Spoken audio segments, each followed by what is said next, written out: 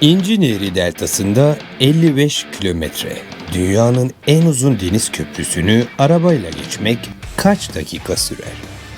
Cevap 40 dakika. Peki bunun ne anlama geldiğini söyleyeyim. Bu sürede bir insan 4000 adım atar. Bir sinek 2000 kez kanat çırpar ya da İstanbul'dan Ankara'ya uçakla gidersiniz. Ama bu köprü sadece uzun değil. Aynı zamanda yerin altında 50 metre iniyor. Tayfunlara kafa tutuyor ve 100'den fazla patente sahip.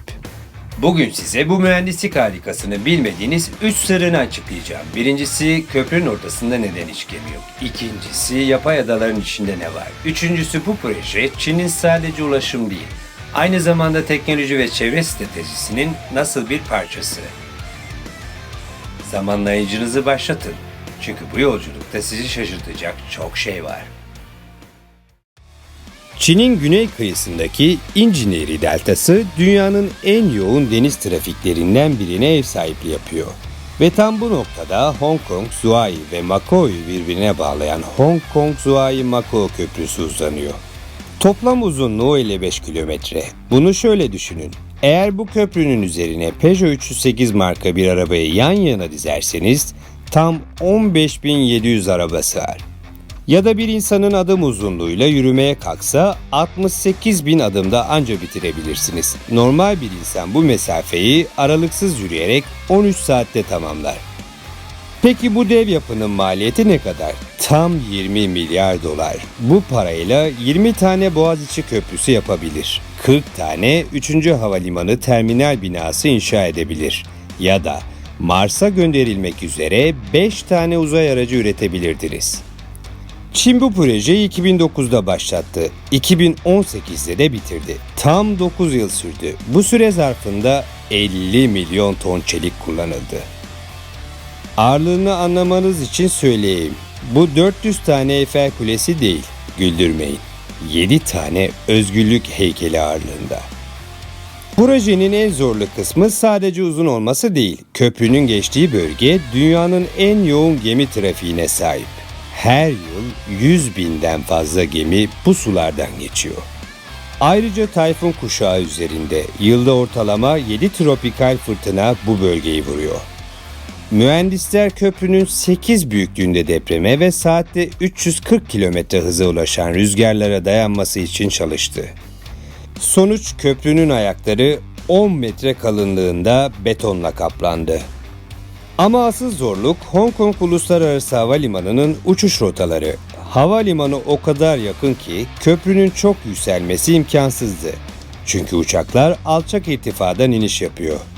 Bu yüzden Çinli mühendisler deniz altına bir tünel kazmaya karar verdi. Tünelin uzunluğu 6.7 kilometre. Deniz seviyesinden 50 metre aşağıya uzanıyor. Tüneli kazmak için dünyanın en büyük delme makinelerinden biri kullanıldı. Makine o kadar büyüktü ki Montreux'dan İstanbul'a getirmek için 100 tır gerekiyordu. İddia ediyorum ama mantıklı. Köprünün tünele bağlandığı 2 noktada dev yapay adalar inşa edildi. Bu adalar dünyanın ilk yığılmış yapay adaları oldu. Normalde adalar kum veya kaya dökülerek yapılır. Ama burada 120 tane dev çelik silindir deniz dibine çakıldı. Silindirlerin her biri 22 metre çapında, 55 metre yüksekliğinde, yani 18 katlı bir bina büyüklüğünde.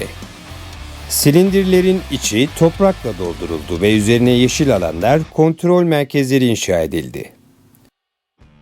Bu inşaat sırasında en çok dikkat edilen şeylerden biri ise Çin beyaz yunusları oldu. Sayıları 60'ın altına düşmüştü. İnşaat boyunca gürültü kirliliğini azaltmak için patlayıcı kullanılmadı. Delme işlemleri özel susturucularla yapıldı. Sonuç, yunus nüfusu 250'ye yükseldi. Ayrıca adalarda kullanılan kaplama malzemesi bambu oldu. Evet, 20.000 metrekarelik bambu panel. Tayfunlara, tuza, güneşe rağmen hala sapasağlam. Çin bu köprüyle aslında 3 şehri Hong Kong, Zhuhai, Macao değil, 68 milyon insanı birleştirmeyi hedefliyor. Bölgeye Büyük Körfez adı veriliyor. Bu arada üretilen ekonomik değer dünyanın en büyük 20 ülkesinden bazılarını geride bırakıyor. Köprü sayesinde Hong Kong'un finansal gücü, Shenzhen'in teknolojisi ve Guangdong'un üretim kapasitesi entegre oluyor.